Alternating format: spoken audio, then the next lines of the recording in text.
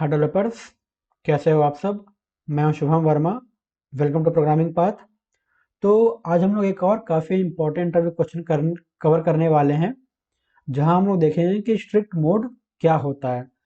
और ये क्वेश्चन भी अपने आप में काफ़ी इंपॉर्टेंस रखता है। इंटरव्यूअर आपसे पूछ सकता है कि स्ट्रिक्ट मोड क्या होता है, और अगर मान ली वो नहीं पूछता है तो भी हमें पता होना चाहिए कि स्ट्रिक्ट मोड होता क्या है, क्योंकि ये काफ़ी इंपॉर्टेंट है। जो हम लोग गलतियां करते हैं कोडिंग करने में, फिर चाहे वो जावास्क्रिप्ट हो, चाहे वो नोड, रिएक्ट, व्यू, एंगुलर, मतलब कहने का ये कि कहीं भी जब हम लोग कोडिंग कर रहे होते हैं तो कुछ हम लोग गलतियां कर देते हैं, ठीक है, कोडिंग लिखते समय।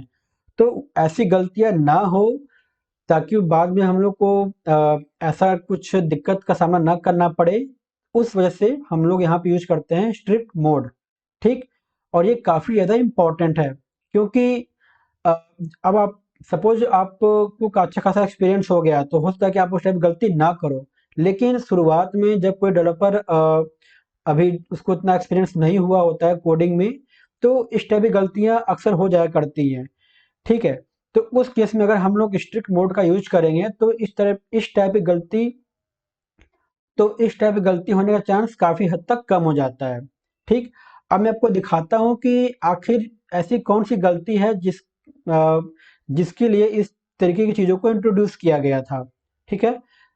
अब सपोज मैंने एक यहाँ पे लिया x=10। ठीक। मैंने यहाँ पे कर दिया console.log। ठीक। मैंने यहाँ पे लिख दिया x। अब मैं यहाँ पे पेज रिफ्रेश करता हूँ, मुझे 10 मिल गया, कोई दिक्कत नहीं। प्रॉब्लम क्या है यहाँ पे, जब मैंने यहाँ पे x डिफाइन किया, मैंने यहाँ पे कोई भी वेरिएबल डिफाइन नहीं किया कि ये किस टाइप का वेरिएबल है, ये var है, let है या const है। ये किस टाइप को इंडिकेट कर रहा है मैंने बताया ही नहीं। जो हमारा वेरिएबल है वो किस टाइप का है, वो const है, let या फिर var, मैंने इसको नहीं बताया। ठीक। लेकिन ये मेरा वर्क कर रहा है। ऑब्वियसली एरर नहीं देगा, क्योंकि यहाँ पे अभी हम लोगों ने यूज स्ट्रिक्ट मोड का यूज नहीं किया है।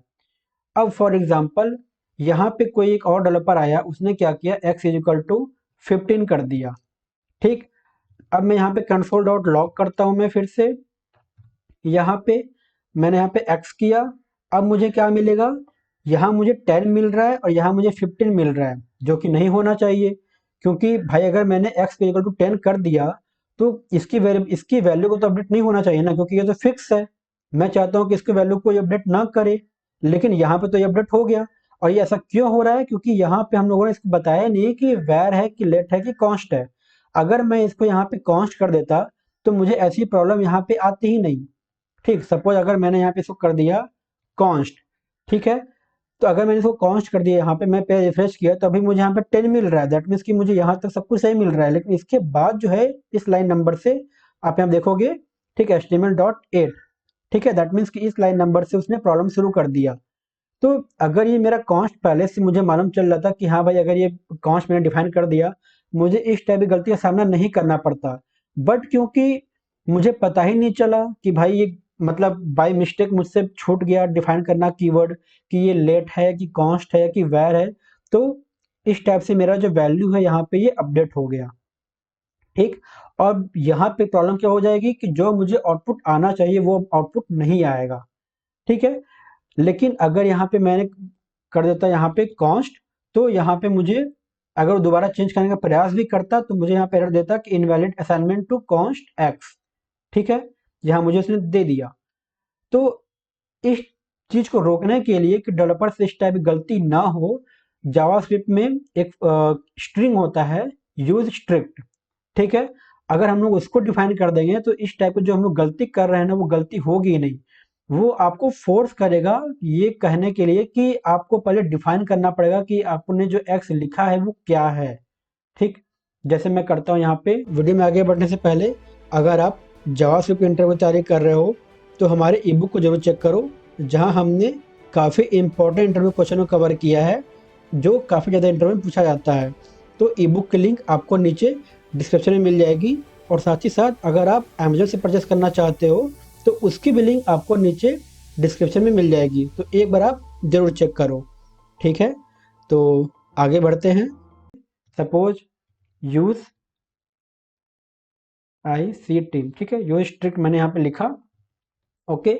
अब अगर मैं यहाँ पे पेज रिफ्रेश करता हूँ तो आप यहाँ पे देखोगे कि उसने दे दिया कि assignment to undeclared variable x. That means कि इसने पहले ही बता दिया कि आपने जो यहाँ पे जो डिफाइन किया हुआ है एक्स, उसका कोई मतलब असाइनमेंट है ही नहीं। आपने मुझे बताया नहीं कि जो आपका एक्स वेरिएबल है वो किस टाइप का वेरिएबल है, वो वैर है, लेट है या कॉन्स्ट है, आपने मुझे बताया ही नहीं है। पहले आप उसको बताओ। आप यहाँ पे देखोगे भी जो लाइन नंबर 7 दिखा रहा है, ठीक है, उसने यहीं पे मुझे एरर दे दिया कि आप पहले इसको डिफाइन करो कि एक्चुअल में आपका किस टाइप का ये वेरिएबल है। ठीक। अब इस केस में तो गलती होगी नहीं क्योंकि मुझे भाई डिफाइन डिफाइन तो करना ही पड़ेगा। मैं यहाँ पे डिफाइन कर देता हूँ एक्स को कॉन्स्ट से। अब मैंने पेज रिफ्रेश किया दैट मीन्स कि अब यहाँ मुझे बता दिया उसने कि लाइन नंबर 9 पे आपकी प्रॉब्लम आ गई। तो भाई ऐसी गलती तो अब कोई करेगा ही नहीं। ठीक। तो इस टाइप से जो छोटी मोटी मिस्टेक हो जाया करती है हम लोगों से, कि हम लोग वेरिएबल को डिफाइन कर देते हैं बट हम लोग बताते नहीं है कि वो किससे रिलेटेड है, वो वैर है, लेट है या फिर वो कॉन्स्ट है। तो इस टाइप की जो छोटी मोटी गलतियां होती हैं, उस गलतियों को रिमूव करने के लिए कि ऐसी गलतियां ना हो डेवलपर से, हम लोग यूज स्ट्रिक्ट का यूज करते हैं। ठीक है। तो उम्मीद है अब आपको क्लियर हो गया होगा कि यूज स्ट्रिक्ट क्या होता है और हम उसको कैसे यूज करते हैं और क्यों यूज करते हैं और क्यों यूज करना भी चाहिए। ठीक है। तो आज के लिए बस इतना ही। अगर आपको वीडियो पसंद आया तो प्लीज़ लाइक, शेयर और सब्सक्राइब जरूर कर लें। आपका वीडियो देखने के लिए बहुत बहुत धन्यवाद।